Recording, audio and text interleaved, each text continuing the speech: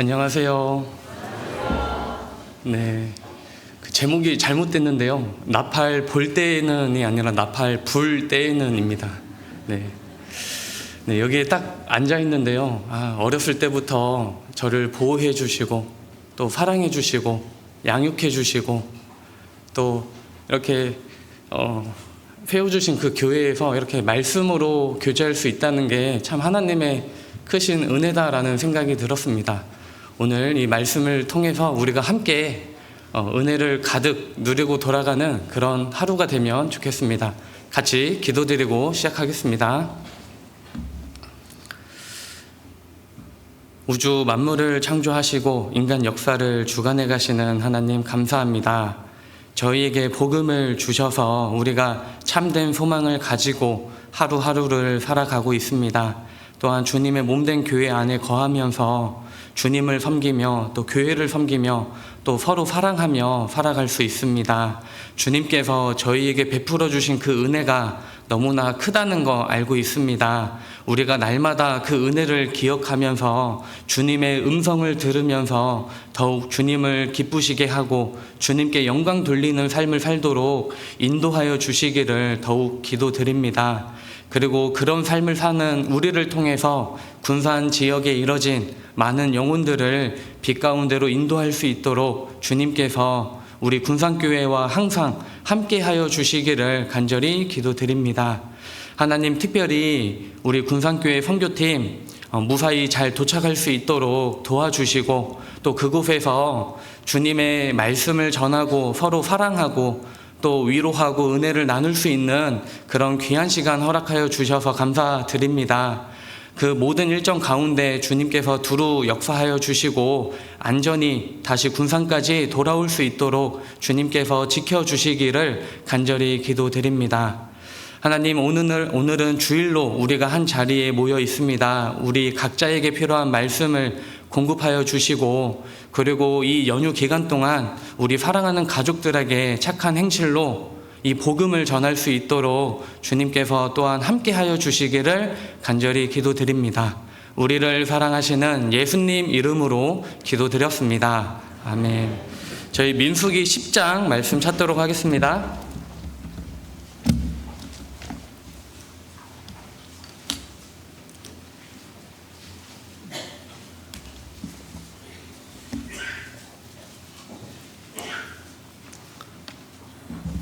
민수기 10장 1절로 10절 말씀입니다.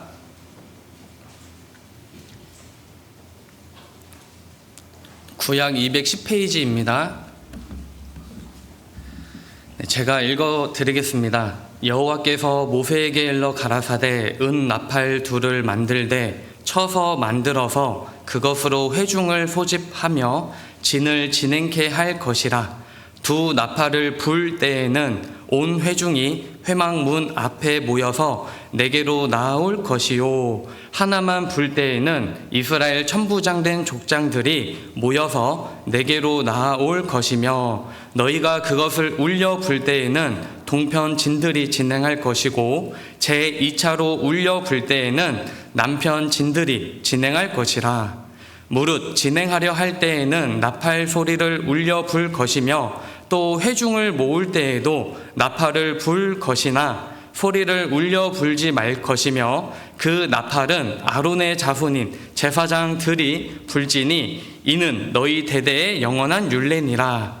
또 너희 땅에서 너희가 자기를 압박하는 대적을 치러 나갈 때에는 나팔을 울려 불지니 그리하면 너희 하나님 여호와가 너희를 기억하고 너희를 너희 대적에게서 구원하리라. 또 너희 희락의 날과 너희 정한 절기와 월삭에는 번제물의 위에와 화목 제물의 위에 나팔을 불라. 그로 말미암아 너희 하나님이 너희를 기억하리라. 나는 너희 하나님 여호와니라. 네, 우리의 일상 속에는 많은 신호들이 있습니다. 휴대폰이 알림이 뜨면 우리의 시선은 휴대폰을 바라보게 되고 또 우리가 운전하는 중에도 신호등에 따라서 가거나 멈춥니다. 그리고 저 멀리에서 사이렌 소리가 나면 어딘가에 무슨 일이 있었구나를 생각하게 됩니다. 오늘도 아마 많은 분들이 휴대폰 알람 소리를 듣고 일어나신 분들이 계실 겁니다. 그리고 이 자리에 오시기 위해서 신호등을 따라서 이 자리에 앉아 계실 겁니다. 혹시 오늘 신호 위반하신 분 계신가요? 네, 저도 걸어왔습니다. 네, 이렇듯이 신호는 우리에게 방향을 제시합니다. 우리가 때때로 이 신호를 놓치게 되면 손해를 보는 일을 겪기도 합니다. 이렇듯이 우리에게는 신호가 굉장히 중요합니다. 네, 우리는 모두 광야와 같은 여정을 걷고 있습니다. 이 여정을 걷는 가운데 하나님의 신호가 우리에게 얼마나 중요한 영향을 주는지 우리는 생각해 볼 수 있습니다. 민수기 10장에 기록되어 있는 나팔 소리는 단순한 소리가 아니라 하나님께서 그 이스라엘 백성들하고 소통하고자 하시는 하나님의 신호입니다. 그들은 나팔 신호에 따라서 모이거나 나아갔습니다. 이 나팔 소리는 시대를 초월하여 우리에게도 중요한 원리들을 알려주고 있다는 것입니다. 이스라엘 백성들은 광야에서 모이고 나아가고 싸우고 섬기는 그 모든 삶이 다 이 나팔 소리 안에 담겨 있습니다. 이것이 무엇을 의미하느냐? 이스라엘 백성의 모든 삶은 하나님 안에 있다라는 것을 말해주고 있습니다. 그리고 교회 시대를 사는 우리도 우리의 모든 삶도 다 하나님의 말씀 안에 속해 있음을 생각해 볼 수 있습니다. 광야에서의 나팔 소리는 두 개의 큰 기둥이 있습니다. 첫 번째는 하나님께서 나에게 주시는 말씀, 그리고 두 번째는 내가 하나님께 드리는 기도입니다. 오늘 이 두 가지 주제를 가지고 이 민수기 10장을 함께 생각해 보도록 하겠습니다. 우리 민수기 10장 1절로 2절을 같이 읽겠습니다. 여호와께서 모세에게 일러 가라사대 은 나팔 둘을 만들되 쳐서 만들어서 그것으로 회중을 소집하며 진을 진행케 할 것이라. 하나님께서는 모세에게 은나팔 2개를 만들라고 하셨습니다. 이 은나팔 소리를 통해서 이 회중을 모이게 하기도 하시고 또 그 군대가 나아가도록 하셨습니다. 그냥 모이게 하고 나아가게 하는 것이 이 은나팔의 목적입니다. 회중을 소집하는 그 나팔 소리가 나면 무엇을 하든 간에 다 하나님 앞으로 나아와야 했습니다. 설거지를 하고 있든 잠을 자고 있든 또 무엇을 하고 있든 간에 나팔 소리가 나면 이스라엘 백성들은 모두가 하나님 앞으로 나아와야 했습니다. 왜 우리도 때때로 스마트폰에 긴급 재난 문자가 이렇게 울리잖아요. 그러면 비가 많이 오거나 날씨가 너무 더울 때 이 문자가 모든 것을 뚫고 우리 눈앞에 이렇게 보여지잖아요. 내가 핸드폰을 전화를 하고 있든 무엇을 하고 있든 간에. 그렇듯이 하나님의 말씀은 모든 것을 뚫고 우리를 부르는 그 소리라는 것입니다. 오늘날 우리를 말씀 앞으로 부르시는 것과 같습니다. 오늘처럼 모두가 쉬는 황금 연휴인데 여러분들은 왜 이곳에 나와 앉아 계십니까? 왜 나오셨습니까? 바로 하나님의 말씀이 선포되기 때문입니다. 내 삶에서 가장 중요한 것은 하나님의 부르심입니다. 하나님의 교회 곧 그리스도 예수 안에서 거룩하여지고 성도라 부르심을 입은 자들, 우리는 그 자들이기 때문에 이런 황금 연휴 기간에도 하나님의 말씀이 선포되는 이곳으로 함께 모여 있습니다. 나팔 소리는 하나님의 명령이자 성도를 세상으로부터 구별시키는 하나님의 거룩한 소리입니다. 이 부르심에 우리가 어떻게 반응하냐에 따라서 내 정체성과 삶의 방향이 결정짓습니다. 나팔 소리가 들릴 때에는 하나님께 나아가는 것이 그들의 삶이었고, 마찬가지로 우리도 하나님 부르심 앞에 마땅히 순종하고 말씀을 귀하게 여기고 사모하는 것이 우리의 태도입니다. 내 양은 내 음성을 들으며 나는 저희를 알고 저희는 나를 따르느니라. 우리는 세상에 수많은 신호들이 있지만 그런 것에 집중하는 것이 아니라 참 목자 되신 그 예수님의 목소리에 집중해야 됩니다. 금, 곧 많은 정금보다 더 사모할 것이며 꿀과 송이꿀보다 더 달도다. 요새 금값이 정말 많이 오르지 않았습니까? 그래서 이 금을 많은 사람들이 사모합니다. 정말 물질을 모으려고 사모하고 있는데 하나님께서는 그런 금보다 나의 말씀을 더욱 사모하라 라는 것을 말하고 있습니다. 그리고 꿀과 송이꿀, 당시의 꿀은 최고의 영양제였습니다. 지금처럼 다양한 영양제가 없었기 때문에 꿀은 기력을 보충하는 그런 귀중한 음식이었습니다. 요새는 많은 사람들이 건강을 위해서 시간을 투자하고 물질을 투자하고 또 정성을 투자합니다. 그러나 하나님께서는 너희가 건강에 투자하는 것보다 말씀에 시간과 정성을 투자하는 것이 훨씬 중요하다는 것을 분명히 말씀하고 계신 겁니다. 우리는 말씀을 사모해야 됩니다. 하나님께서 그 회중을 소집하는 그 소리는 히브리어로 카할이라고 말합니다. 부르다, 소집하다 이런 의미를 가지고 있습니다. 여러분, 우리는 우연히 이 자리에 모여있는 집단이 아니라 하나님 부르심 아래 모여 있습니다. 우리 잠시 옆에 계신 분들을 한번 볼까요? 이분들은 결코 우연히 이 자리에 함께 앉게 된 것이 아닙니다. 우리는 우연히 만날 사이가 사실 아니라는 것입니다. 나와 동일하게 하나님 음성 아래 모여 있습니다. 이 자리가 얼마나 특별한지 나랑 혈육 관계가 있는 분이라고 할지라도 하나님의 부르심을 입은 자가 아니면 같이 앉아있기가 어렵다는 거 우리는 잘 알고 있습니다.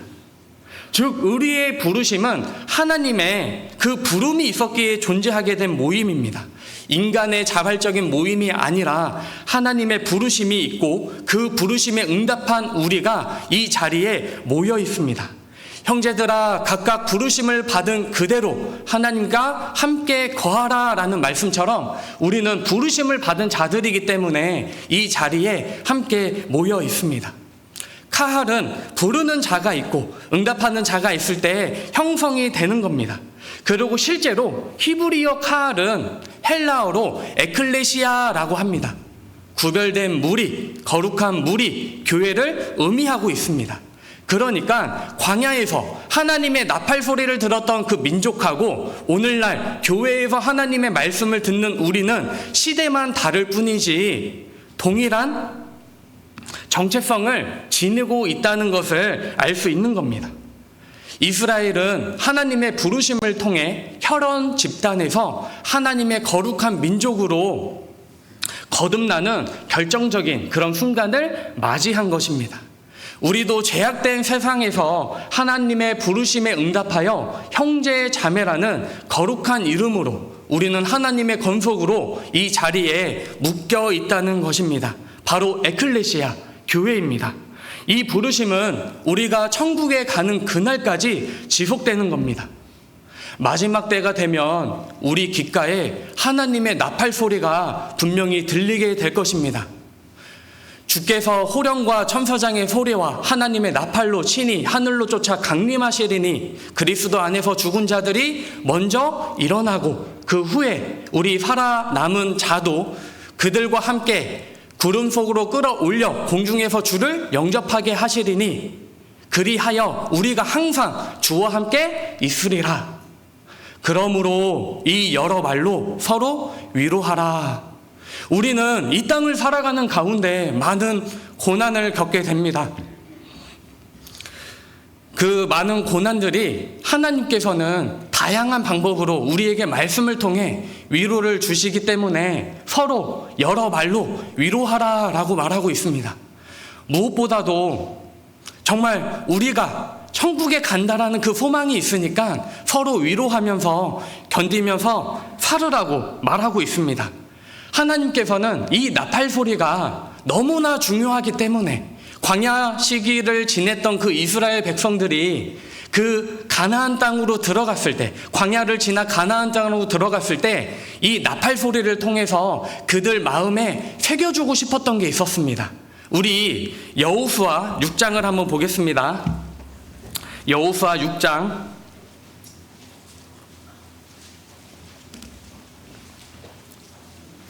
6장 4절로 5절입니다. 하나님께서는 가나안 땅에 들어가 첫 전투를 할 때 이 카할, 이 하나님의 부르심을 승리의 수단으로 사용을 하십니다. 6장 4절로 5절 제가 읽겠습니다.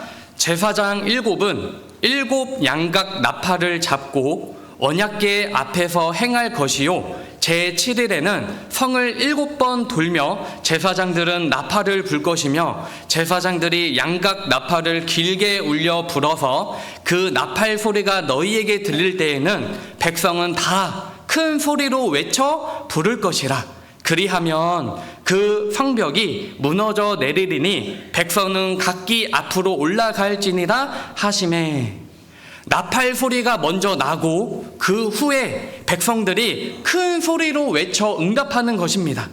그러니까 하나님의 부르심에 응답하는 것은 승리의 통로이자 구원의 통로라는 것을 그들의 마음에 새겨두신 겁니다. 마찬가지로 이 말씀을 읽고 있는 우리에게는 하나님의 말씀에 응답하는 것이 축복의 통로임을 보여주고 있습니다. 그들이 40년의 광야 생활을 끝내고 가나안 땅에 들어가는 첫 전투에서 하나님께서는 이 나팔 소리를 통해서 그들에게 승리를 안겨주셨습니다. 너희가 가나안 땅에 들어가더라도 하나님의 나팔 소리를 잊지 마라. 하나님의 나팔 소리에 응답하라 라는 겁니다. 이스라엘의 정체성은 그 가나안 땅에 있는 것이 아니라 하나님의 말씀과 언약에 있다. 따라서 너희가 내 말씀에 순종하고 지키면 내가 항상 너희와 함께하며 너희에게 복을 주시겠다라는 것을 여리고성 전투를 통해 마음에 새겨두신 겁니다. 우리도 세상의 소리가 아니라 하나님의 음성에 집중하는 것이 우리의 본분입니다. 주의 말씀은 내 발의 등이요 내 길의 빛이니이다. 왜 우리가 시골길을 가면 양쪽은 다 논인데 이 길만 이렇게 불빛에 있어서 빛나는 걸 보게 됩니다. 그와 같이 하나님의 말씀은 내가 가야 할 길을 집중할 수 있게 해주는 겁니다. 우리가 하나님의 음성에 집중할 때 우리가 나아갈 방향과 목적을 정확하게 제시해 주신다는 겁니다. 우리의 길을 밝게 비춰주는 것은 여러 가지 정보나 지식이 아니라 오직 하나님의 음성입니다. 그리고 우리는 그 말씀에 순종하는 삶을 살아야 됩니다. 우리 다시 본문 민수기 10장으로 돌아가 보겠습니다. 민수기 10장 5절 6절입니다. 5절 6절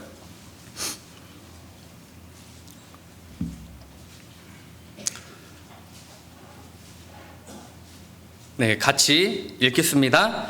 너희가 그것을 울려 불 때에는 동편 진들이 진행할 것이고 제2차로 울려 불 때에는 남편 진들이 진행할 것이라. 무릇 진행하려 할 때에는 나팔 소리를 울려 불 것이며. 그들의 나팔 소리에는 행진하라라는 명령도 담겨져 있습니다. 이것은 무엇을 의미하냐? 우리가 듣고 있는 말씀에는 행함이 필요하다는 것을 알게 해줍니다. 그들이 울려 분다라는 것은 소리를 짧게 끊어서 부는 겁니다. 회중을 소집할 때에는 뿌, 그리고 전쟁을 나갈 때나 행진할 때는 뿌 이렇게 부는 겁니다. 제가 들어보지는 않았는데 이 말씀에 의거해서 이렇게 불지 않았을까 생각이 듭니다. 그냥 하나님의 말씀에는 행함이 있습니다. 그들이 나팔 소리에 맞춰서 행진했던 것처럼 우리도 말씀을 듣고 깨닫는 것에서 그치는 것이 아니라 그 말씀을 따라 살아내는 행하는 믿음을 가져야 한다는 것입니다. 그들의 모습을 통해 우리가 어떻게 말씀을 행해야 하는지를 살펴볼 수 있습니다. 우리 다시 5절을 보시면 너희가 그것을 울려 불 때에는 동편 진들이 진행할 것이며 제2차로 울려 불 때에는 남편 진들이 진행할 것이라. 그러니까 하나님의 말씀에는 질서가 있다는 것을 알 수 있습니다. 왜 우리 주변에는 행동이 빠르신 분들이 있지 않습니까? 네, 행동이 빠른 것이 장점이 될 수도 있지만 교회 안에서는 질서를 무너뜨리는 요인이 될 수 있습니다. 행함이 나팔 소리보다 앞서지 말 것을 경고하고 있습니다. 6절에 다시 한번 보시면 제2차로 울려 불 때에는 남편 진들이 진행할 것이라 무릇 진행하려 할 때에는 나팔 소리를 울려 불 것이며, 그러니까 백성이 먼저 움직이고 나팔 소리가 나는 것이 아니라, 하나님께서 따라오시는 것이 아니라 하나님께서 먼저 신호를 주시고 백성들이 그 신호에 순종하여 따르는 것입니다. 우리 교회의 찬양대를 보면 수많은 악기들이 있습니다. 그 악기들과 찬양대의 그 찬양이 조화를 이루어서 아름다운 곡을 만들어냅니다. 근데 어떤 분이 나는 재능이 조금 있으니까 조금 빨리 연주해야지, 이렇게 하면 어떻게 될까요? 그 곡이 망치게 되는 겁니다. 모든 사람이 그 지휘자의 손끝을 보고 따라 움직일 때 아름다운 곡이 만들어지는 것처럼 하나님의 음성을 먼저 듣고 거기에 묵묵히 우리가 따를 때 교회가 아름다운 모습으로 하나님의 크신 일들을 이룰 수 있다라는 겁니다. 자기 소리를 내는 것보다 하나님의 나팔 소리를 잠잠히 기다리는 것이 중요합니다. 우리의 걸음을 인도하시고 결정하시는 분은 오직 하나님 한 분이십니다. 우리의 생각과 판단보다, 때로는 경험보다 언제나 하나님의 말씀이 먼저입니다. 말씀을 행하기는 행하는데 내 생각과 뜻을 섞어서 움직이는 것은 하나님의 그 말씀대로 행하는 것이 아니라 우리는 오직 하나님의 말씀을 따라 내 생각을 버리고 따라야 됩니다. 또 무리에게 이르시되 아무든지 나를 따라오려거든 자기를 부인하고 날마다 제 십자가를 지고 쫓을지니라 라는 말씀처럼 우리는 나를 부인해야 됩니다. 우리가 말씀을 따라 산다는 것은 나를 부인하는 것이고, 나를 부인한다는 것은 내 생각과 감정, 때로는 내 경험까지도 내려놓고 오직 하나님의 그 십자가를 생각하면서 따르는 것을 말하고 있습니다. 여러분, 광야의 여정은 사람의 지혜로는 예측할 수 없었습니다. 때로는 이해할 수 없을 때에 멈춰야만 했고, 떠나고 싶지 않을 때에 하나님의 나팔 소리가 나면 떠나야만 했습니다. 여러분, 40년 동안 200만이 죽었다는 것을 단순히 수학적으로 계산을 해보면 하루에 137명의 장례가 있었다는 계산이 됩니다. 그들은 광야에서 희노애락을 다 경험했을 겁니다. 누군가는 결혼을 했을 겁니다. 누군가는 사랑하는 사람을 떠나보내야만 했을 겁니다. 누군가는 그 광야 여정 기간에 출산을 하는 일도 겪었을 겁니다. 오늘 내 아내가 쌍둥이를 출산했는데 신호나팔이 울리면 어떻게 해야죠? 그래도 나아가야 됩니다.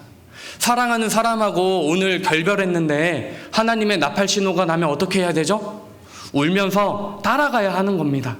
그러니까 하나님의 말씀, 하나님의 신호, 하나님의 음성은 우리의 모든 삶보다 먼저 되어야 하는 것을 광야 생활을 통해서 보여주고 계신 겁니다. 그들은 나팔이 울리면 그 소리에 항상 순종해야만 했습니다.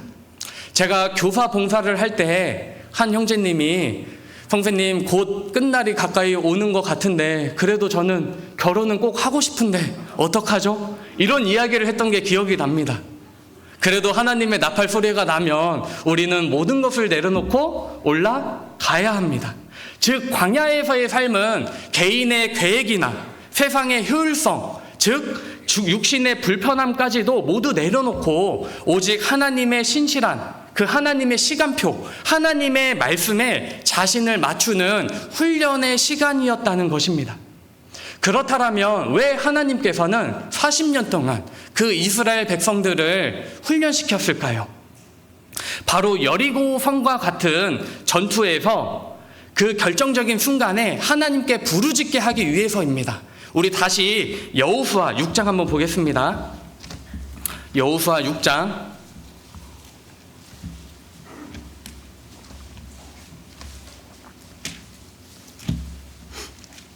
여호수아 6장 20절입니다.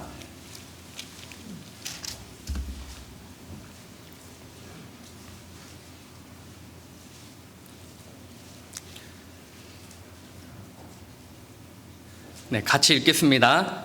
이에 백성은 외치고 제사장들은 나팔을 불매 백성이 나팔 소리를 듣는 동시에 크게 소리질러 외치니 성벽이 무너져 내린지라. 백성이 각기 앞으로 나아가 성에 들어가서 그 성을 취하고. 여기 보시면 나팔 소리를 듣는 동시에 크게 소리질러 외치니 라고 기록되어 있습니다. 그들은 나팔 소리를 듣는 동시에 크게 외쳤습니다. 저는 제 성경에 동시에 위에다가 번개같이 라고 이렇게 적어놨습니다.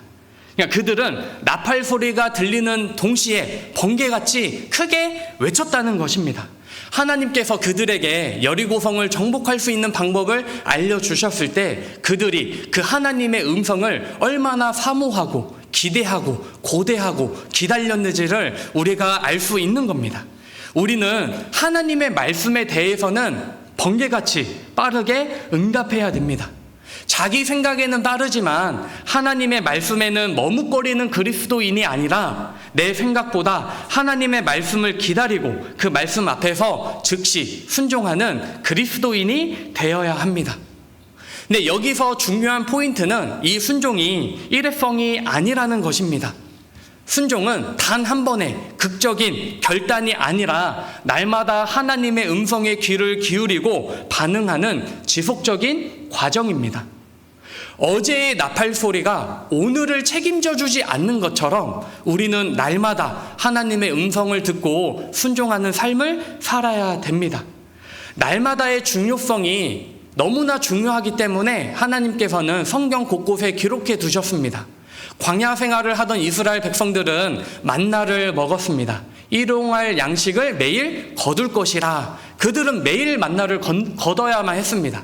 어제 거둔 만나가 오늘을 책임져 주지 않듯이 그들은 매일 나아가 만나를 거둬야 했습니다. 예수님께서는 제자들에게 날마다 제 십자가를 지고 나를 따를 것이니라 라고 말씀하셨습니다. 주님을 따르는 삶은 단 한 번의 결단이 아니라 우리가 지속적인 헌신을 통해서 날마다 이루어지는 것입니다. 우리 예레미야 애가 한번 찾아보겠습니다. 예레미야 애가 3장입니다. 구약 1146페이지입니다. 1146페이지 예레미야 애가 3장 22절 23절입니다.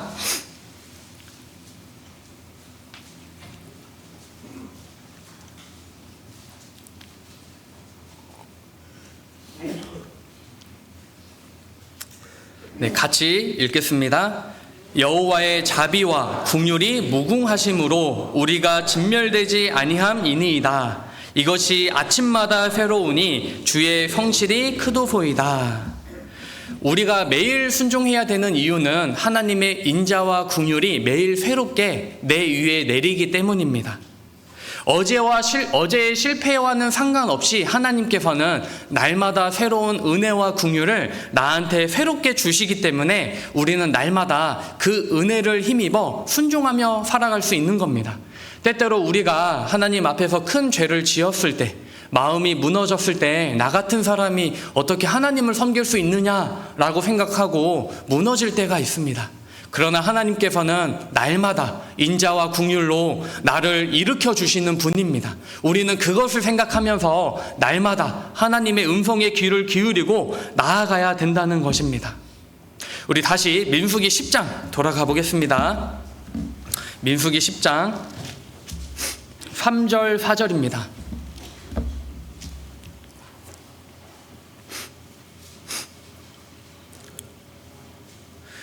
두 나팔을 불 때에는 온 회중이 회막문 앞에 모여서 내게로 나아올 것이요 하나만 불 때에는 이스라엘 천부장된 족장들이 모여서 내게로 나아올 것이며.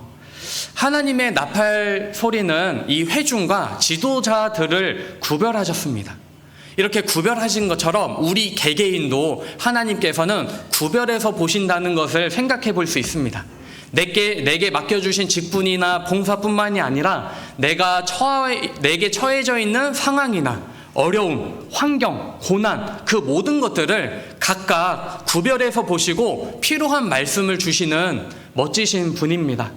지금 이 순간에도 우리 개개인에게 필요한 말씀을 공급하고 계시다는 겁니다. 얼마나 놀라운 은혜입니까? 여기에 수많은 사람들이 앉아있지만 우리 각자의 상황을 아시고 각자에게 필요한 말씀을 주신다는 겁니다. 우리 2절을 한번 보겠습니다. 은나팔 둘을 만들되 쳐서 만들어서 그것으로 회중을 소집하며 진을 진행케 할 것이라. 여러분, 나팔은 은을 쳐서, 은을 두들겨서 만들었습니다. 이는 금 등잔대를 만든 방법하고 동일한데 주물로 찍어낸 이런 방법이 아니라 은 한 덩어리를 쳐서 만들었다는 것입니다. 하나하나 은을 두들겨 가지고 이 은나팔을 만들었습니다. 이것이 가지는 의미가 무엇입니까? 하나님의 말씀은 고유하고 유일한 것이다 라는 것을 생각해 볼 수 있습니다. 쳐서 만들라는 것은 여러 조각을 이어 붙이는 방식이 아니라 하나님의 온전한 은 한 덩어리를 계속 두들겨 가지고 형태를 만드는 방식입니다. 이것은 하나님의 말씀에 통일성과 완전성이 있다는 것을 보여주고 있고, 그리고 여러 가지 말씀들을 짜집어서 만든 게 아니라 창세기부터 요한계시록까지 유일한 하나님의 진리라는 것을 말해주고 있는 겁니다. 은 나팔이 하나의 은으로 두들겨서 만들어졌듯이 우리 또한 이 말씀을 취사 선택하는 것이 아니라 모든 말씀을 하나님의 음성으로 들어야 합니다. 또한 대량으로 찍어내는 그런 것이 아니기 때문에 나에게 주시는 유일한 생명의 말씀이라고 우리는 받아들여야 됩니다. 내게 주신 이 말씀이 나를 하나님의 사람으로 살아가게 만든다는 것입니다.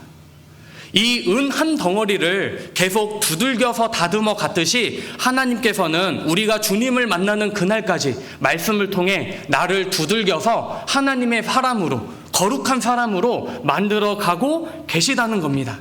사실 하나님의 모든 말씀은 다 특별하고 다 고유한 것들입니다. 지금도 한 명의 입에서 나오는 이 모든 말씀이 수백 명에게 다 다르게 필요한 말씀으로 들어온다는 것입니다. 수백 명에게 특별하게 작용됩니다. 우리는 때때로 하나님의 말씀을 공장에서 찍어내는 대량 생산품처럼 여길 때가 있다는 것입니다. 내가 말씀을 그렇게 여기면 고유한 것이 아니기 때문에 이 말씀은 내게서 금방 잊혀지게 되겠죠. 보편적인 좋은 말씀이 내게 영향을 주는 것이 아닙니다. 우리 각자의 마음에는 특별하고 유일한 말씀들이 분명히 있습니다. 내 인생의 전환점을 만들어준 말씀, 내 눈물을 닦아준 말씀, 넘어졌을 때 나를 일으켜준 말씀, 보고 싶은 사람이 있을 때 그 사람을 다시 만날 것이다 라는 그런 소망을 주는 말씀, 그런 특별한 말씀들, 그 고유한 말씀들이 나를 살게 하고 내가 더욱 하나님 앞에서 거룩하게 살 수 있도록, 이 모임을 귀하게 여길 수 있도록 다듬어 가신다는 겁니다. 우리 마음속에는 분명히 그런 특별한 것들이 있지 않습니까? 마치 광부가 곡괭이를 가지고 이 땅을 파내듯이 우리도 성경을 깊이 묵상해서 얻어낸 보석 같은 말씀들도 있습니다. 우리가 땀을 흘려서 얻어야만 그 가치가 커지는 겁니다. 광야에서 이스라엘에게 신호를 준 나팔 소리는 오늘날 우리에게 주시는 하나님의 말씀입니다. 우리는 그 말씀을 따라 하나님 앞으로 모이고 또 그 말씀을 따라 행하는 자들입니다. 너희는 내게 배우고 받고 듣고 본 바를 행하라. 그리하면 평강의 하나님이 너희와 함께 계시리라. 우리는 받고 듣고 본 바를 행해야 됩니다. 예를 들어서 내가 책을 통해서 수영을 배웠습니다. 그리고 강사가 하는 말을 마음으로 받았습니다. 강사가 시범을 보이는 것을 봤습니다. 거기서 끝이 아니잖아요. 내가 행했을 때, 내가 훈련을 했을 때 그 수영이 나한테 새겨지는 것처럼 우리도 말씀을 내가 행했을 때 그 말씀이 나를 살게 하는 겁니다. 그 말씀이 내 안에서 살아 움직이는 겁니다. 예리하게 내 마음에 파고들어서 내 생각과 뜻을 감찰하고 하나님의 뜻대로 살도록 한다는 것입니다.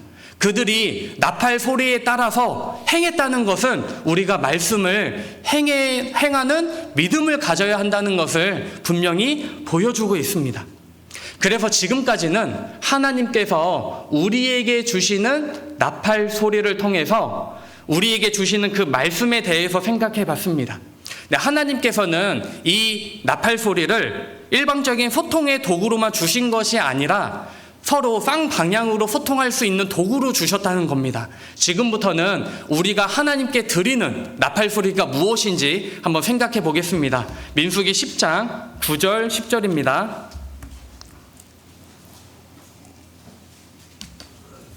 민수기 10장 9절 10절 같이 읽겠습니다. 또 너희 땅에서 너희가 자기를 압박하는 대적을 치러 나갈 때에는 나팔을 울려 불지니 그리하면 너희 하나님 여호와가 너희를 기억하고 너희를 너희 대적에게서 구원하리라. 또 너희 희락의 날과 너희 정한 절기와 월삭에는 번제물의 위에와 화목 제물의 위에 나팔을 불라. 그로 말미암아 너희 하나님이 너희를 기억하리라. 나는 너희 하나님 여호와니라.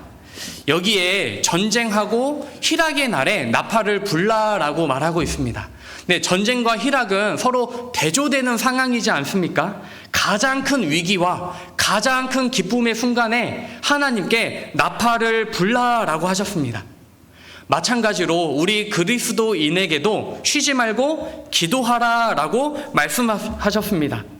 광야와 같은 여정을 보내고 있는 우리에게 이 기도가 항상 함께 해야 함을 강조하고 있습니다. 나팔은 하나님께서 우리에게 주시는 음성인 동시에 가장 절박한 순간과 가장 기쁜 순간에 하나님을 향해 부르짖는 백성들의 기도이기도 했습니다. 기도에 항상 힘쓰고 기도에 감사함으로 깨어있으라 라는 말씀처럼 기도가 없는 그리스도인들은 영적으로 잠들어 있는 것과 같습니다. 우리 시편 145편을 한번 보겠습니다. 시편 145편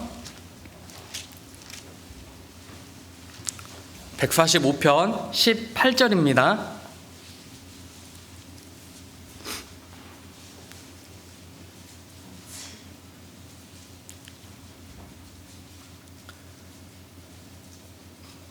구약 907페이지입니다. 145편 18절. 네, 같이 읽겠습니다. 여호와께서는 자기에게 간구하는 모든 자, 곧 진실하게 간구하는 모든 자에게 가까이 하시는도다. 하나님께서는 자기에게 간구하는, 자기에게 기도하는 모든 자에게 가까이 하신다라고 말씀하십니다. 이것은 단순히 물리적으로 가까이 하시는 게 아니라 관계적 의미를 가지고 있습니다. 하나님과 관계적으로 친밀함을 가지게 되는 것을 의미합니다.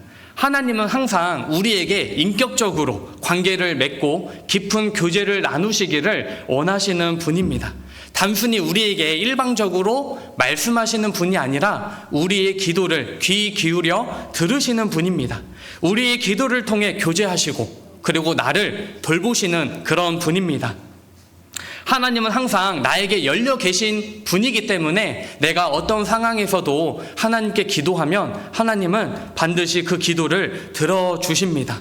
그래서 이스라엘 백성들에게 너희가 무엇을 하든지 나팔 소리를 부르면 내가 응답하겠다, 내가 기억하겠다라고 말씀하고 있는 겁니다. 우리에게도 멈추지 않는 영적 싸움이 있습니다. 우리는 다 하나님의 군사로 부름받은 자들이고 영적 전쟁을 치르고 있습니다. 우리는 이 전쟁에서 기도의 나팔을 힘차게 불어야 됩니다. 우리 다시 민수기 10장 9절로 가보겠습니다. 민수기 10장 9절.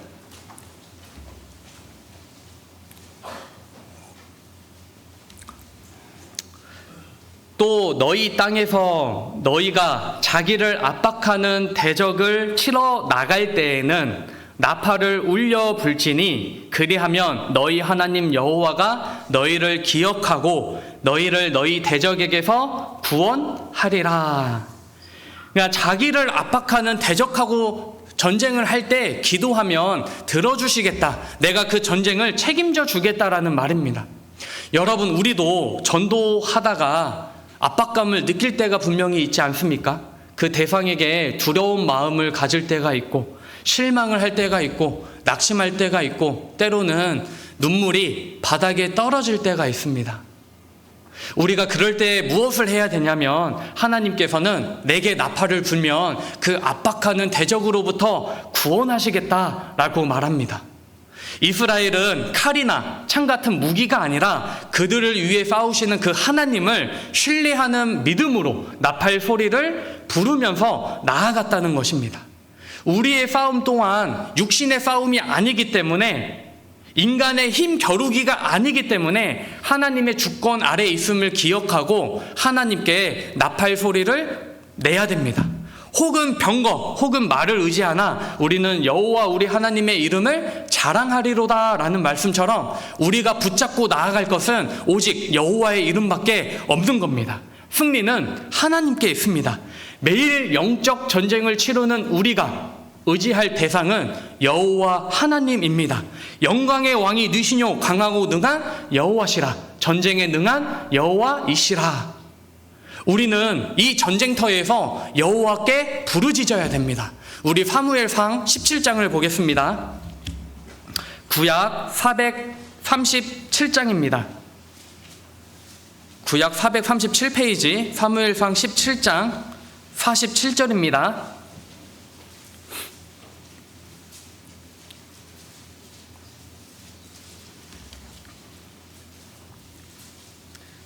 사무엘상 17장 47절 같이 읽겠습니다. 또 여호와의 구원하심이 칼과 창에 있지 아니함을 이 무리로 알게 하리라. 전쟁은 여호와께 속한 것인즉 그가 너희를 우리 손에 붙이시리라. 전쟁은 여호와께 속한 것이다. 모든 구원은 여호와께 있다. 골리앗 앞에서 그 모든 이스라엘 백성들이 두려워 떨고 있을 때 다윗은 여호와의 이름을 부르면서 여호와의 이름을 붙잡고 나아갔습니다. 아마 그는 민수기 10장 9절 말씀을 떠올리면서 나아갔을지도 모릅니다. 모든 구원하심은 여호와께 있다. 그래서 그는 골리앗에게 나아갔습니다. 하나님의 이름을 높이며 찬양하며 기도하며 나아갔습니다. 그 결과 하나님께서는 그 전쟁을 승리로 이끄셨다는 것입니다. 우리가 복음을 전하러 나아가는 것도 다 대적을 치러 나가는 것과 같습니다. 우리도 기도로 하나님께 맡기고 나아가야 됩니다. 때로는 내가 전도하는 대상이 골리앗처럼 크게 느껴질지라도 내가 10년, 20년 혹은 30년 동안 간절히 기도하고 전하고 있지만 정말 그 큰 키를 가진 골리앗처럼 넘어지지 않을 것 같이 보일지라도 우리는 구원하심이 여호와께 있음을 기억하고 여호와의 이름을 외치며 나아가는 겁니다. 혹 이번 명절 기간에도 가족 전도를 이렇게 계획하고 있다라면 우리는 하나님께 간절히 기도하고 기도로 무장하고 나아가야 됩니다. 그리고 이 기도의 핵심은 무엇이냐? 바로 확신입니다. 확신. 우리 야고보서 1장을 보겠습니다. 야고보서 1장 6절 7절입니다. 신약 370페이지입니다. 야고보서 1장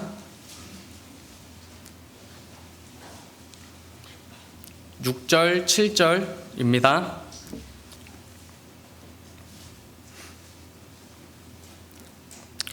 같이 읽겠습니다.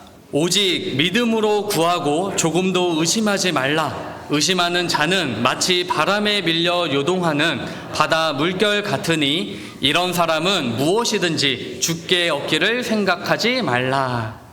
기도는 믿음이라는 원리를 통해서 작동됩니다. 성경은 믿음 없이 하는 기도로 주께 아무것도 구하지 말라, 얻을 수 없다라고 분명히 말하고 있습니다. 우리가 기도할 때 나팔 소리를 낸다는 것은 믿음을 가지고 하는 것입니다. 만일 나팔이 분명치 못한 소리를 내면 누가 전쟁을 예비하리요. 분명치 못한 소리는 믿음이 없는 기도를 생각하게 해줍니다. 우리는 믿음을 가진 기도, 분명한 소리로 외쳐야 됩니다. 누가 전쟁을 예비하리요. 누가? 나밖에 없다는 겁니다. 그렇다면 내가 믿음을 가지고 기도하지 못하면 내게 연결된 그 영혼이 구원받을 기회를 놓칠 수도 있다는 겁니다. 누가 전쟁을 예비하리요? 구원받은 그 부르심을 입은 내가 예비하는 것이고 내가 분명한 소리를 내서 믿음 있는 기도로 그들을 인도하는 것입니다. 그러면 하나님께서는 우리의 그 믿음의 기도를 분명히 듣고 응답해 주신다는 것입니다.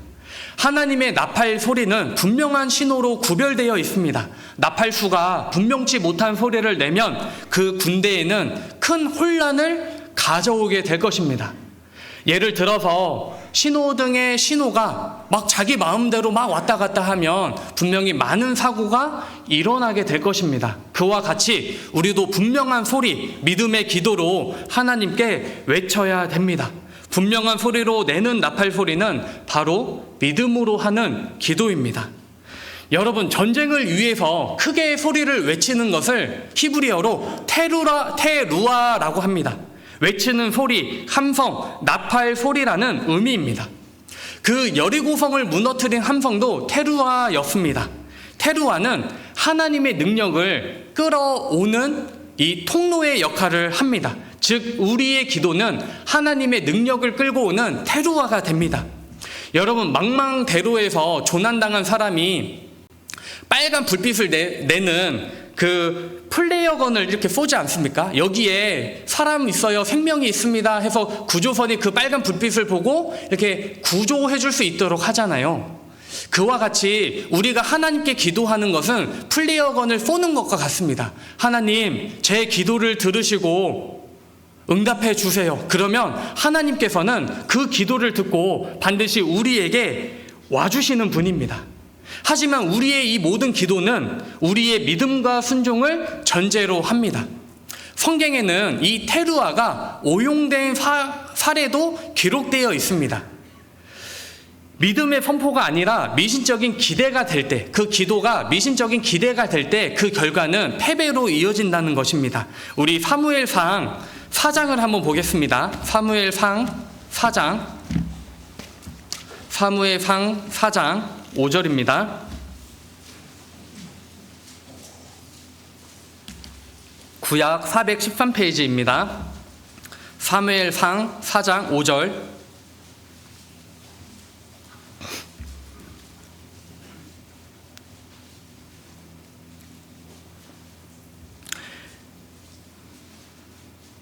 여호와의 언약궤가 진에 들어올 때 온 이스라엘이 큰 소리로 외침에 테루아입니다. 땅이 울린지라. 이스라엘 백성들은 이 언약궤만 우리가 가져오면 아마 언약궤가 우리와 함께 있으니까 승리할 수 있겠다라는 생각으로 테루아 하나님께 외쳤습니다. 그들의 외침은 하나님을 향한 진정한 믿음이나 회개가 있었던 것이 아니라 단순히 이 미신적인 생각으로 외쳤다는 것입니다. 그 전쟁의 결과가 어떻게 되었을까요? 그들은 전쟁에서 패했고 언약궤는 빼앗겨 버렸습니다. 그러니까 이것은 우리의 형식적인 기도가 얼마나 큰 위험을 초래하는지를 보여주고 있는 겁니다. 우리의 기도, 테루아는 주문이 아니라 하나님과 올바른 관계와 믿음이 동반될 때 능력이 나타난다는 것을 보여주고 있는 겁니다. 여호와 그의 하나님이 그와 함께 계시니 왕을 부르는 소리가 그 중에 있도다. 이 왕을 부르는 소리도 테루아입니다. 그러니까 우리가 하나님께 기도하는 것은 근본적으로 만왕의 왕을 부르는 소리입니다. 제 둘째 딸은 무슨 일이 생기면 아빠 말도 잘 못하는데 아빠를 다급하게 부릅니다. 그럼 저는 그 소리를 듣고 어떻게 하죠? 멀리서도 그 소리가 나면 바로 달려가거든요. 그 아이를 도와주기 위해서. 우리가 만왕의 왕을 부르는 소리, 테루아, 이것은 마치 구와 같습니다. 우리가 전도 집회 때 종종 보는 영상이 있죠. 이 아기 곰이 맹수한테 쫓기다가 맹수가 이제 이렇게 우는데 그 맹수가 보고 도망가잖아요. 알고 봤더니 엄마 곰이 뒤에서 이렇게 서가지고 크게 울어주잖아요. 그래서 거기에서 이제 나의 등 뒤에서 나를 도우시는 주, 그 찬양이 딱 나오지 않습니까? 그러니까 하나님께서는 내가 올바른 관계를 가지고 올바른 믿음을 가지고 만왕의 왕을 부르는 그 기도를 하면 항상 내 뒤에 서서 나를 지켜주시고 보호하시고 능력을 주신다는 것을 생각해 볼 수 있습니다. 우리는 미신적인 생각이 아니라 형식적인 생각으로 기도하는 것이 아니라 정말 올바른 관계를 생각하고 만왕의 왕이 나한테 오신다라는 마음으로 기도해야 됩니다. 따라서 우리의 기도는 하나님을 부르는 소리이며 그 마음의 생각과 중심을 통찰하시는 하나님께서 바른 관계와 믿음을 가졌을 때 그 기도에 응답해 주신다는 겁니다. 우리 다시 민수기 10장 10절로 가보겠습니다. 민수기 10장 10절.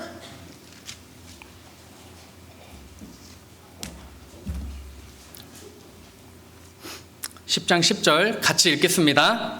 또 너희 희락의 날과 너희 정한 절기와 월삭에는 번제물의 위에와 화목 제물의 위에 나팔을 불라. 그로 말미암아 너희 하나님이 너희를 기억하리라. 나는 너희 하나님 여호와니라. 앞서 말씀드린 대로 그들은 희락의 날에도 이 나팔을 불었습니다. 사실 우리가 힘들고 어렵고 지치고 고난 가운데 있을 때에는 하나님께 간절히 부르짖을 때가 있습니다. 그러나 우리가 마음이 평안하고 기쁠 때에는 생각보다 하나님을 잊고 살 때가 있다는 것을 돌아볼 수 있습니다. 우리는 그 반대의 상황에서, 고난의 반대의 상황에서는 기도하지 않을 때가 있다는 겁니다. 물론 기도는 하겠지만 그 간절함이 없지 않습니까? 하나님께서는 우리에게 도움의 손길이 필요할 때뿐만이 아니라 나의 모든 삶 가운데에서 깊이 관계를 맺으시기를 원한다는 겁니다. 그래서 전쟁을 할 때나 희락의 날에나 다 나한테 나팔을 부르라, 나한테 기도하라, 그것을 말씀하고 있는 겁니다. 여러분, 관계의 깊이를 드러내는 것은 대화이지 않습니까? 관계가 깊어지면 우리는 대화를 나누게 됩니다. 그리고 관계가 깨지면 가장 먼저 드러나는 것이 뭐죠? 말이 없어집니다. 부부 간에 또는 부모와 자녀 간에, 그리고 형제 관계에서도 문제가 생기게 되면 제일 먼저 대화가 끊기게 됩니다. 조그마한 제 아들도 5살인데 빈정이 상하면 자기 방에 들어가서 문을 쾅 닫아버립니다. 엄마 아빠한테 단절을 선언하는 거죠. 나 기분 안 좋으니까 단절이야, 단절. 나의 기분 나아지면 그때 다시 대화해. 그러니까 어린 아이도 그렇게 합니다. 그러니까 우리가 하나님과의 올바른 관계가 있으면 우리는 기쁠 때나 힘들 때나 항상 기도로 하나님과 소통할 수 있다는 겁니다. 여기 우리 데살로니가전서 5장을 한번 보겠습니다. 데살로니가전서 5장 17절 18절입니다. 신약 333페이지입니다. 데살로니가전서 5장 17절 18절.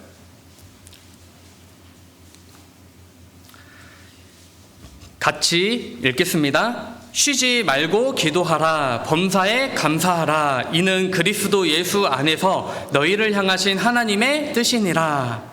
여러분, 여기서 쉬지 말고 하고 범사에는 동의어입니다. 같은 의미지 않습니까? 그러니까 기도와 감사는 우리 삶에 항상 있어야 하고 그것이 우리를 향하신 하나님의 뜻임을 말해주고 있는 겁니다. 내가 고난 가운데 있을지라도, 내가 평안과 기쁨 가운데 있을지라도 우리는 항상 기도와 감사로 하나님께 나팔을 불어야 합니다. 이것은 우리의 모든 삶 가운데 기도가 앞서야 하고 기도가 우리 삶의 동력임을 말해주고 있는 겁니다. 여러분, 특별히 이스라엘 백성들에게는 중요한 의미를 기억하게 해주는 이 나팔절이 있었습니다.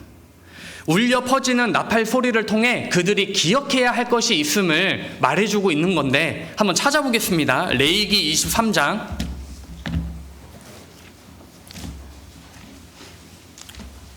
레위기 23장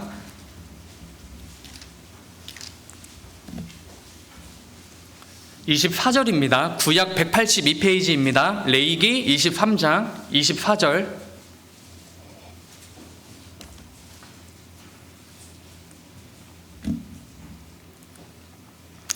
이스라엘 자손에게 고하여 이르라. 7월 곧 그달 1일로 안식일을 삼을지니 이는 나팔을 불어 기념할 날이요 성회라. 나팔을 불어 기념할 날, 종교력으로는 7월 1일입니다. 이 나팔절을 통해서 하나님께서는 이스라엘 백성들이 매년 무언가를 기억하기를 원하셨는데, 첫 번째는 하나님이 왕 되심을 기억하라라는 겁니다. 이스라엘의 진짜 왕은 사람이 아니라 나 여호와 하나님이다. 그것을 기억하고 그분의 통치를 인정하라라는 겁니다. 두 번째는 시내산의 언약을 기억하라입니다. 시내산에서 강림하실 때 큰 나팔 소리와 함께 율법을 주셨던 그 언약을 기억하고 우리가 하나님의 언약의 백성임을 기억하라는 것입니다. 세 번째는 회개를 기억하라는 것입니다. 회개의 필요성을 기억하라. 실제로 7월 1일이 나팔절이었고 7월 10일이 대속죄일이었습니다. 그러니까 대속죄일로부터 열흘 전에 나팔절을 통해서 그들은 회개의 마음을 갖고 대속죄일을 준비했다는 것입니다. 그래서 실제로 그 열흘을 경외의 날이다라고 그들은 불렀습니다.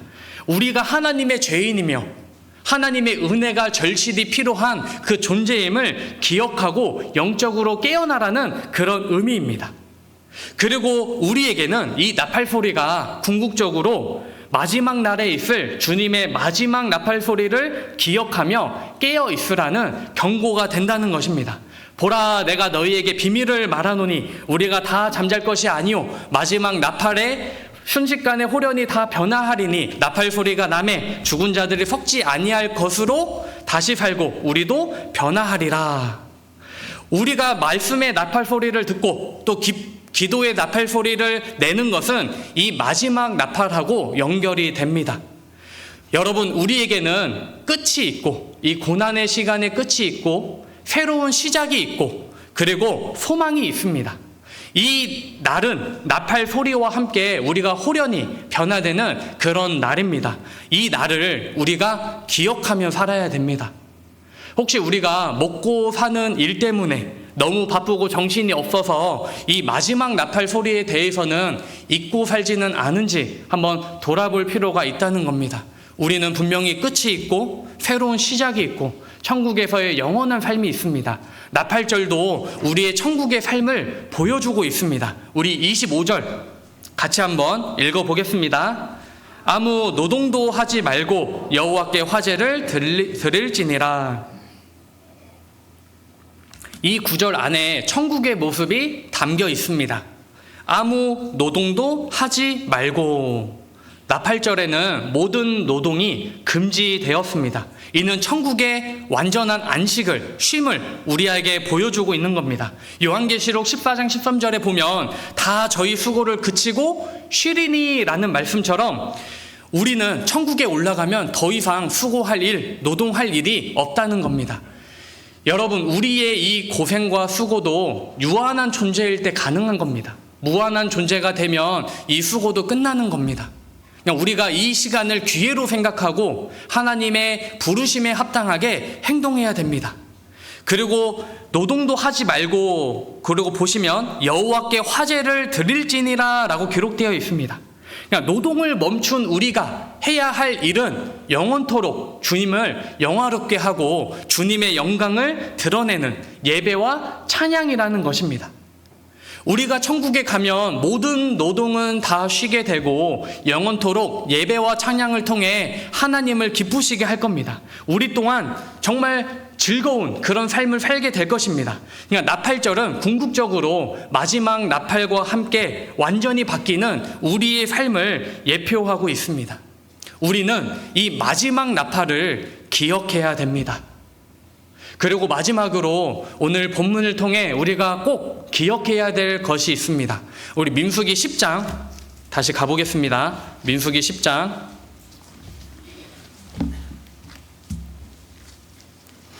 9절로 10절입니다. 여기에 반복되는 단어가 있는데 제가 읽어드리겠습니다. 무엇인지 한번 보십시오. 또 너희 땅에서 너희가 자기를 압박하는 대적을 치러 나갈 때에는 나팔을 울려 불지니 그리하면 너희 하나님 여호와가 너희를 기억하고 너희를 너희 대적에게서 구원하리라. 또 너희 희락의 날과 너희 정한 절기와 월삭에는 번제물의 위에와 화목제물의 위에 나팔을 불라. 그로 말미암아 너희 하나님이 너희를 기억하리라. 나는 너희 하나님 여호와니라. 여기에 무엇이 반복적으로 기록되어 있나요? 네, 너무 잘하시네요. 기억하라. 네, 너희를 기억하고 너희를 너희 대적에서 구원하리라. 너희를 기억하리라. 나는 너희 하나님 여호와니라. 여러분, 우리가 하나님께 기도하면 그 기도를 들으시는 것을 넘어서 기억하신다라고 말씀하십니다. 여러분, 기억이라는 것은 무엇인가요? 기억은 마음에 간직하는 것을 의미하지 않습니까? 우리는 각자 마음에 기억하고 있는 것이 있습니다. 어느 날 제 아내가 그랬습니다. 저희 자매가 셋째를 출산하는 날에 꽃다발을 들고 오면 좋겠다. 네, 저는 그 말을 제 마음에 간직하고 있다가 출산하는 날 어떻게든 꽃다발을 사서 가야 됩니다. 새벽이 아니길 바라고 있습니다. 그리고 제 아들은 11월 1일이 생일인데, 아빠, 나 생일에 큰 사슴벌레, 이렇게 움직이는 장난감, 그거 갖고 싶어요. 이렇게 이야기를 했습니다. 그래서 곧 다가오고 있는데 그것을 기억하고 있다가, 마음에 간직하고 있다가 준비해 줄 계획입니다. 기억한다라는 것은 그런 의미입니다. 마음에 간직하는 것. 하나님께서 내 기도를 기억하신다는 것은 우리의 기도를 마음에 간직하신다는 그런 의미입니다. 성경에서는 이 기억한다라는 것을, 이 개념을 정말 아름답게 표현한 게 있습니다. 호세아 성경에 보면 종종 이제 기억으로 번역되는 이 단어가 향기로 기록되어 있거든요. 향기. 그러니까 레바논의 포도주 향기와 같을지로다라는 단어에서 그 향기가 기억입니다. 그러니까 우리가 어떠한 향기를 맡으면 그 코에 남은 향기의 여운처럼 오랫동안 지속되고 우리의 존재에 깊이 스며드는 그런 의미입니다. 그러니까 하나님께서 기억하신다는 것은 그런 의미입니다. 정말 마음이 막 뜨거워지지 않습니까? 하나님께서 내 기도를 기억해 주신다는 게. 우리가 하나님께 드리는 기도는 바로 이와 같이 하나님께 드리는 향기로운 기억으로 남는 것입니다. 그래서 요한계시록에 보면 향이 가득한 금 대접을 가졌으니 이 향은 성도의 기도들이라 라는 말씀처럼 우리의 기도는 향기입니다. 근데 가득한 금 대접, 가득하다는 것은 쌓인다는 의미잖아요. 하나님께서는 우리가 하는 모든 기도를 간직하고 계신 분입니다. 하나님께서 나를 기억하신다는 것은 항상 나를 생각하고 계시고, 나를 돌보고 계시고, 나를 바라보시고, 나를 항상 마음 한구석에 두고 계시다는 그런 의미입니다. 여러분, 부모는 자녀의 요구를 항상 바로 들어주지는 않지만 자녀의 요구를 마음속에 간직하고 있다가 때가 되면 그 요구를 들어주기도 합니다. 하나님께서는 내가 기도하는 것을 다 기억하고 계신 분입니다. 이루어지지 않는다고 해서 하나님께서는 그 기도를 잊으신 것이 아니라 가장 좋은 때를 위해서 준비하고 있다가 들어주신다는 것을 알 수 있습니다. 이 기도에 응답이 없다라고 해서 하나님께서 잊은 것이 될까요? 아닙니다. 하나님께서는 때가 되지 않았기 때문에 준비하고 계신 겁니다. 기억하신다라는 것은 반드시 그 기도를 들어주신다라고도 우리는 생각해 볼 수 있는 겁니다. 성경에서 하나님이 기억하신다는 것은 마치 이와 같습니다. 부모가 자녀의 그 어린 시절의 사진을 보면서 흐뭇해 하잖아요. 지금은 말도 잘 안 듣는 그 큰 아이가 이렇게 귀엽고 소중하고 아빠가 엄마가 전부였던 그 시절이 있었지. 그것은 그 자녀를 잊었던 것이 아니라 마음에 간직하고 있던 자녀를 다시 꺼내본 거지 않습니까? 사진을 통해서. 하나님께서 나를 기억하신다는 게 바로 그런 의미입니다. 하나님께서는 내가 기도하는 모든 내용을 기억하고 계십니다. 그래서 우리는 그것을 기억하면서 항상 하나님께서 가장 완벽한 때에 내 기도를 응답하신다는 것을 잊지 말아야 됩니다. 우리 이사야 49장 한번 보겠습니다. 이사야 49장 15절입니다. 이사야 49장 15절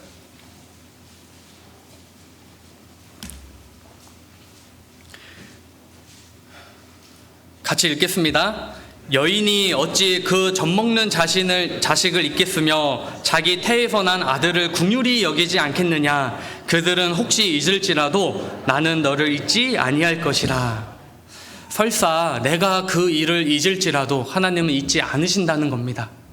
하나님의 침묵은 망각이 아니라 가장 완벽한 때를 위해서 행동하시는 분입니다. 여인이 어찌 그 젖먹는 자식을 잊겠으며. 제가 저번 주에 영유아부 이렇게 모임에 들어갔었는데 거기에서 한 자매님이, 출산한 지 한 달밖에 안 된 한 자매님이 이런 간증을 하더라고요.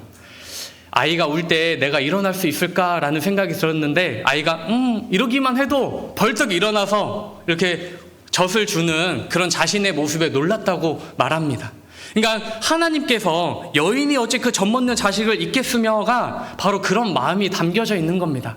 항상 우리를 주의 깊게 보고 계시고 나의 신음을 들으시고 내 기도를 들으시고 때가 됐을 때 응답하시는 분입니다. 그래서 기도는 가장 좋은 메모장이다라는 생각이 들었습니다. 내가 기도하는 것은 주님께서 몽땅 기억해 주십니다. 내가 주님께 구하고도 잊었던 것을 때가 되면 주님이 짠 하고 주실 때가 있다는 것입니다. 우리는 모두 영원한 메모장을 가지고 있습니다. 내가 잊어버릴 것 같으면 바로 하나님께 기도하는 겁니다. 기도하는 순간 하나님의 영원한 메모장에 기록이 되는 겁니다. 여러분 혹시 타임캡슐 뭔지 아십니까? 타임캡슐. 제가 중고등부에서 봉사할 때 학생들하고 타임캡슐 이렇게 기도랑 내년의 날을 대해서 이렇게 글을 써가지고 모아가지고 땅에 묻었던 기억이 있습니다. 1년이 지난 후에 이제 그 땅을 파가지고 그 타임캡슐을 꺼내서 내가 어떤 기도를 적었지, 무엇을 적었지 그걸 보면 이제 기억이 나게 되잖아요. 그걸 보는 순간 내가 1년 전에 이런 기도를 했구나. 이게 지금은 이루어졌네? 그러니까 우리가 하나님께 기도하는 것은 이 타임캡슐처럼 하나님께서 간직하고 있다가 때가 되면 응답해 주신 것으로 생각해 볼 수 있는 겁니다. 하나님의 침묵이 때로는 길어질 때가 있지만 결코 잊혀진 것이 아니라는 겁니다. 나는 기도했던 사실을 잊을지라도 주님은 단 하나도 잊지 않고 기억하시는 분입니다. 주님께서 기억하신다면 그것은 분명히 차곡차곡 쌓이는 것이 되는 겁니다. 여러분은 하나님의 영원한 메모장에 기도를 얼마만큼이나 쌓아두셨습니까? 우리가 쌓아두면 하나님은 반드시 들어주십니다. 우리 요한계시록 8장 한번 볼까요? 요한계시록 8장 4절입니다. 요한계시록 8장 4절.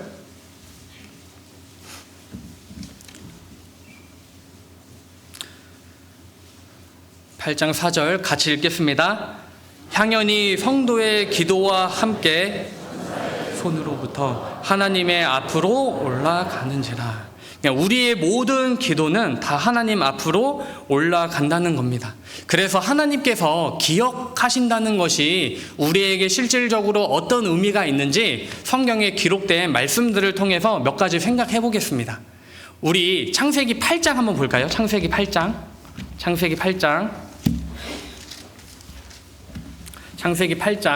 1절입니다.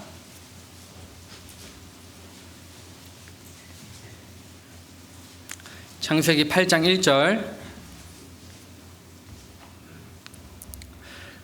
같이 읽겠습니다. 하나님이 노아와 그와 함께 방주에 있는 모든 들짐승과 육축을 건념하사 바람으로 땅 위에 불게 하심에 물이 감하였고.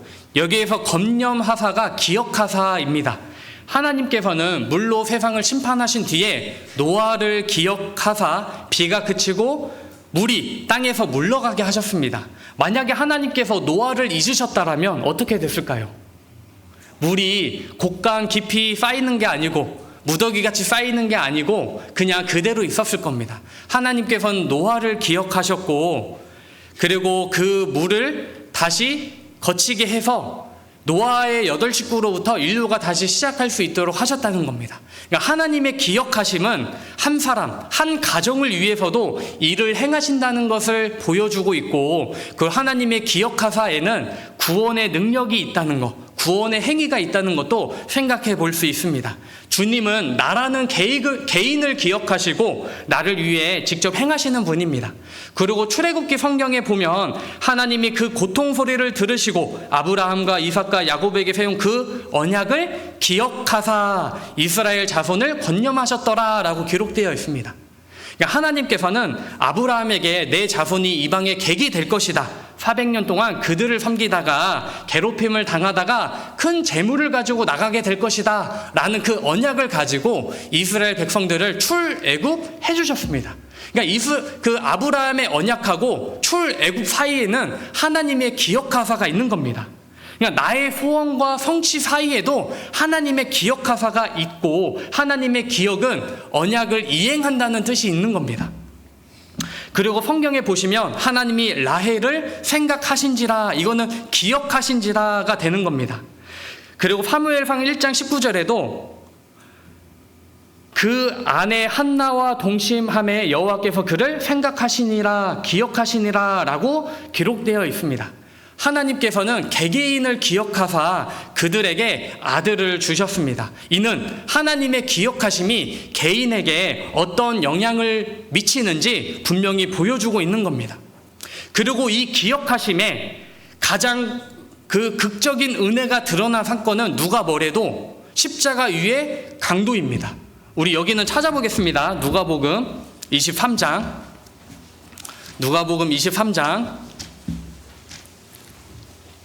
42절입니다.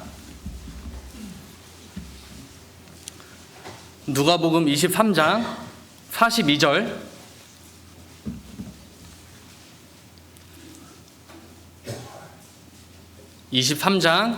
같이 읽겠습니다. 가로되 예수여 당신의 나라에 임하실 때에 나를 생각하소서 하니, 나를 기억하소서 하니. 강도는 죽기 직전에 예수님께 나를 기억해 달라고 말했습니다. 영어 성경에는 이 생각이 remember, 기억으로 기록되어 있습니다. 예수님께서 만약에 강도를 잊으셨다라면 어떻게 됐을까요? 강도는 낙원이 아니라 지옥에 갔을 겁니다. 예수님께서는 이 강도를 기억하사 그를 낙원으로 인도하셨습니다. 그러니까 하나님께서 기억하신다는 것은 우리에게 큰 위로를 주고 힘의 원천이 된다는 것입니다. 주님은 단 한순간도 나를 잊지 않고 기억하시는 분입니다. 고난이 오거나 하나님의 침묵이 길어질 때 우리는 잊힌 존재처럼 느껴지기도 하지만, 힘들어할 때도 있지만, 그러나 주님은 절대 나를 잊으시는 분이 아니라는 겁니다. 그러나 하나님께서 잊으시는 게 딱 한 가지 있습니다. 그게 무엇일까요? 바로 우리의 죄입니다. 나는 나를 위하여 내 허물을 도말하는 자니 내 죄를 기억지 아니하리라. 그러니까 우리의 모든 기도는 기억하시면서 내 죄는 기억지 아니하신다라고 말하고 있습니다. 얼마나 놀라운 은혜입니까? 우리는 기도보다 죄를 더 많이 짓고 살아가고 있지 않습니까? 근데 내 기도는 기억지 않으시고, 내 죄는 기억지 않으시고 내 기도는 다 기억하신다라고 말합니다. 그분이 바로 우리가 믿는 하나님입니다. 우리 민수기 10장 10절 마지막으로 다시 한번 돌아가 보겠습니다. 민수기 10장 10절.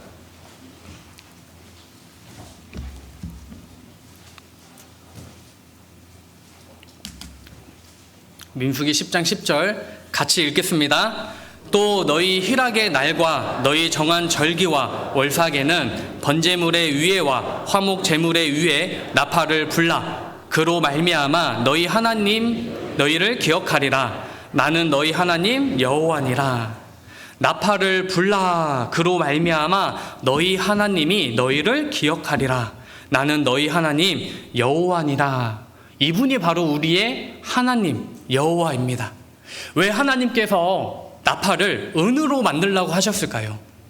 과거에 이 은은 속전, 구속이라는 의미를 가지고 있거든요.